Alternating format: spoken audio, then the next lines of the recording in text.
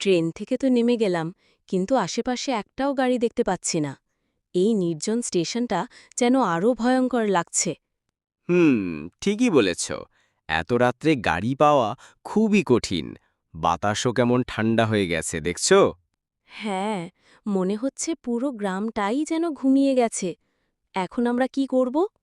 আর কি, গাড়ি না পেলে হেঁটেই যেতে হবে। ভোর হওয়ার আগেই বাড়ি পৌঁছে গেলে ভালো হয়।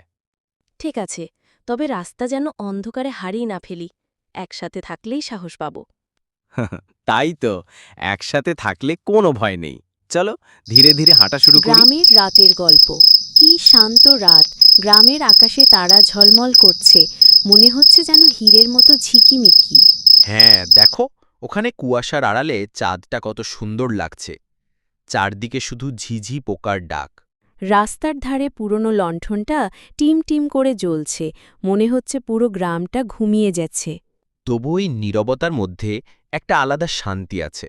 ওই দেখো, দূরে অনুষ্ঠান হচ্ছে মনে হচ্ছে। হ্যাঁ, দেখি। চলো তো যাই ওখানে।